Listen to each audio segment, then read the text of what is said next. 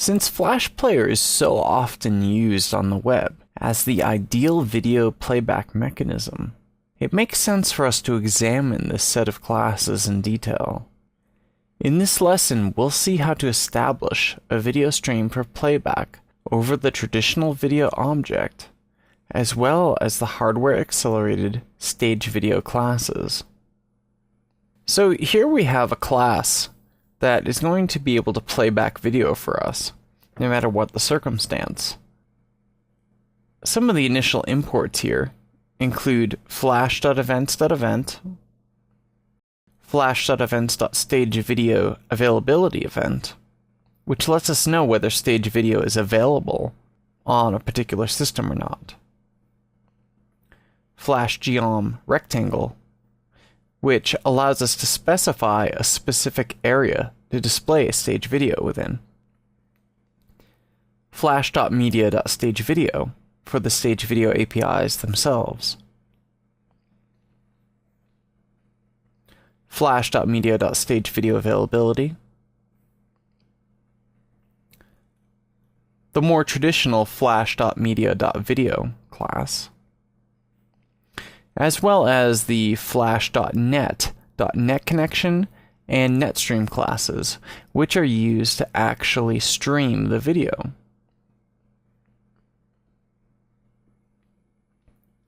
When we go down into our class here, we see that we have a number of different variables defined.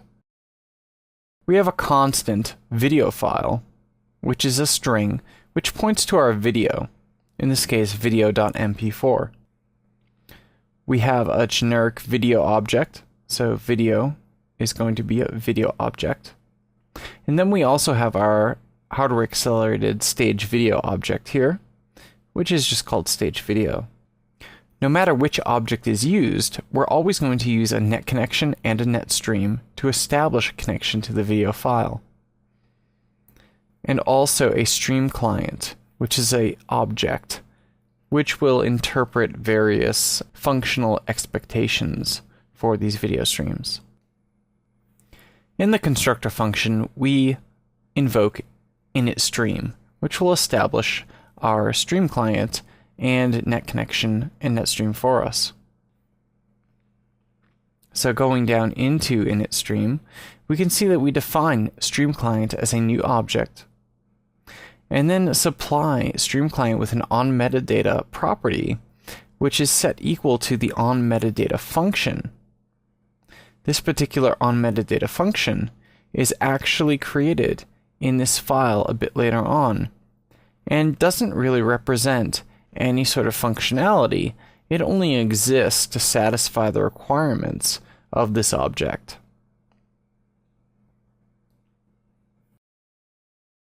We also establish a net connection by setting nc equals a new net connection, and then setting netConnection.connect.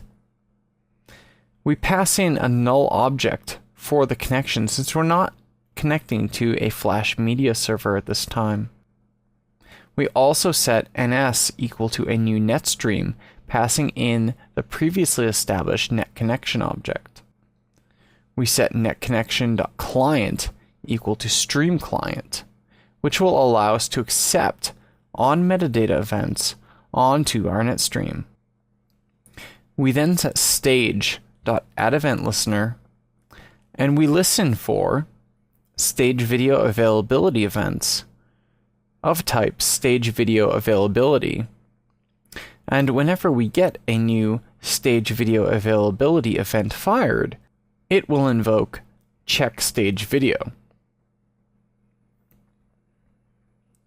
Going further down here, we can see our check stage video function, which is accepting an event of type stage video availability event, is going to check whether availability coming across that event object is equal to stage video availability.available. This will tell us that we actually do have stage video objects available with which to play back our video. We also check here whether stage video is equal to null. Assuming that these two come across alright, we can invoke build stage video. If either of those two come across as false, then we simply say build video. In the case of build video, we're going to establish a regular video object by saying video is equal to a new video object. We're going to invoke video.attachNetStream and pass in the NetStream object that we've already created. And then we're going to add that video object to our stage through this.addChild, passing in our video object. To actually play the video, we invoke netstream.play and pass in our video file constant. In the case that we actually do have stage video available, which will be in most cases, we'll set stage video equal to stage.stageVideos position or index 0. We will then set the stage video viewport property to a new rectangle object. And this object can be as big as you want, but in this case we're setting it to be at X and Y position 0, 0, and setting the width to stage.stageWidth and the height to stage.stageHeight. This will fill up the entire screen of our application. We will then set stage video dot attach NetStream, and we will pass in our NetStream object, effectively streaming the video through this NetStream onto stage video through hardware acceleration. We then invoke netstream.play, passing in the specific video file that we want to play. In this case, it's a constant that we've already defined in this file. So let's have a look and see how this plays back. And we can see here that it plays back just fine.